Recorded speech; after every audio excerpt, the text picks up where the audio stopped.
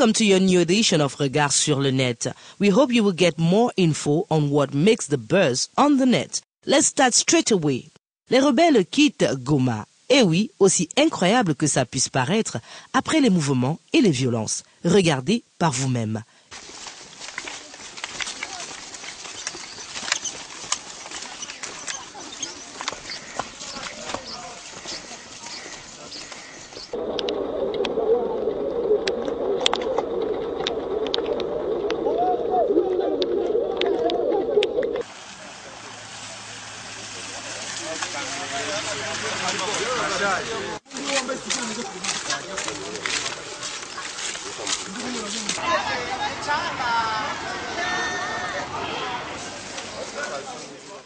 Un départ qui est suivi par le retour des forces républicaines dans les lieux.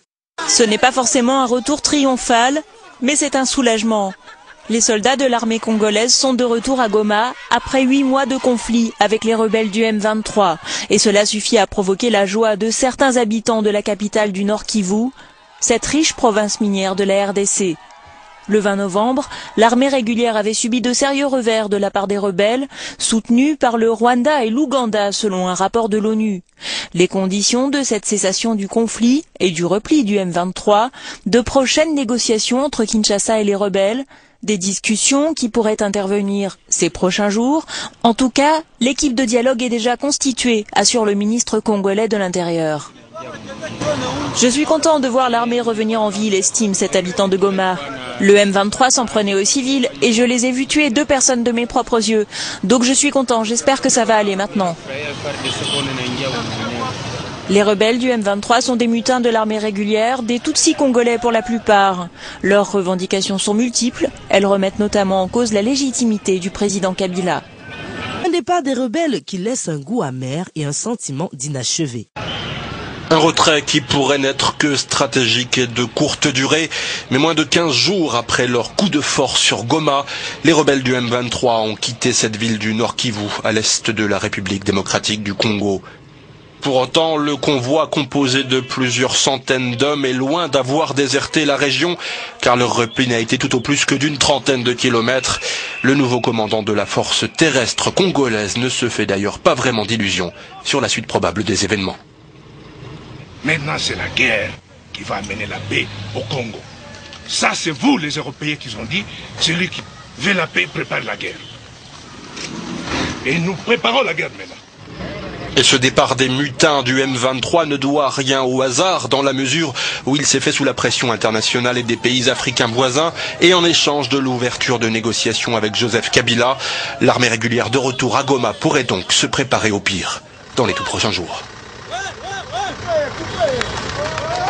Pour ce qui est des réactions sur le sujet, celle de Vital Kamerhe n'a pas été une des très favorables pour le chef d'État Joseph Kabila, dont il réclame la démission.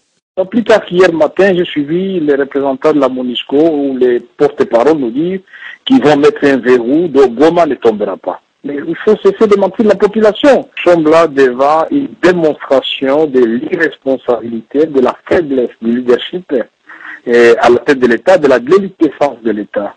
On ne peut pas comprendre que 11 ans après son accession au pouvoir, Joseph Kabila ne soit pas en mesure de mettre en place l'armée républicaine, la véritable colonne vertébrale de l'État.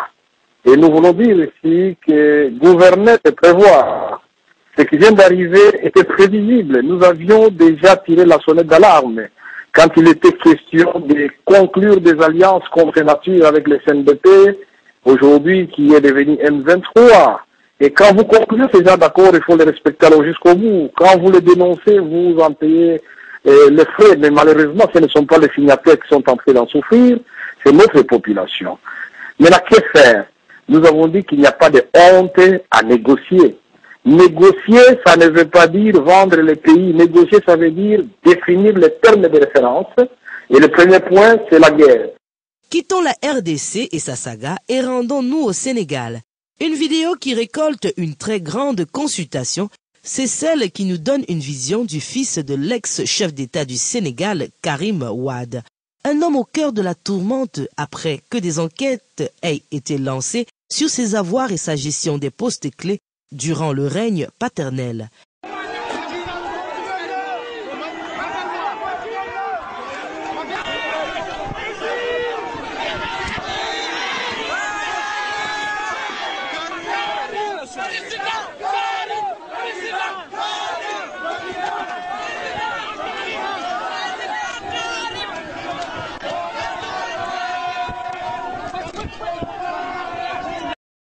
Après le Sénégal, faisons un tour du côté de l'Afrique du Sud et découvrons les festivités marquant la célébration des 80 ans de Monseigneur Desmond Tutu, a man whom for years struggled for a better South Africa, celebration which didn't go on in total accordance with his wishes. Watch this. Monseigneur Desmond Tutu souffle ses 80 bougies aujourd'hui. Le prix Nobel de la paix sud-africain, furieux que son gouvernement n'ait pas donné à temps un visa au Dalai Lama pour venir fêter cet événement, a montré hier au Cap qu'il conservait toute sa vigueur.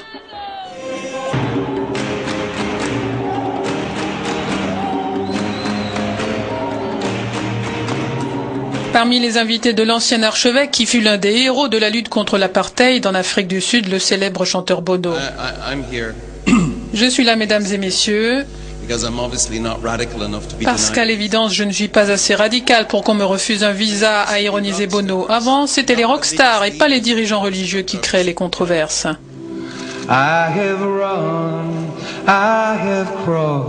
Le gouvernement sud-africain est accusé d'avoir cédé aux pressions de la Chine qui traite le chef spirituel des Tibétains en ennemi. Le Dalai Lama s'exprimera cependant par vidéoconférence demain et fera entendre sa voix.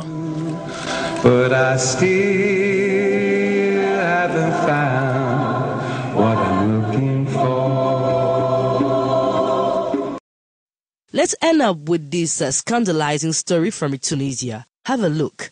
Visage grave et indigné. Ces Tunisiens sont venus soutenir une jeune femme violée par des policiers qui se retrouve poursuivie par la justice pour atteinte à la pudeur. Le tort de la jeune femme se trouvait dans une voiture avec un homme. Ça ne veut pas dire qu'elle a flirté avec son ami, que son viol devient légitime, qu'elle devient un corps à prendre, un corps ouvert à tout le monde. Cette femme va aider beaucoup de femmes et je la remercie. Que Dieu la bénisse. Nous la soutiendrons jusqu'au bout, quel qu'en soit le prix, jusqu'à notre dernier souffle. Here we come to an end of our whereabouts on the net. We hope we managed to give to you a glimpse of what hits on the internet. Stay tuned to your programs on Afrique Media. Take care. Bye-bye.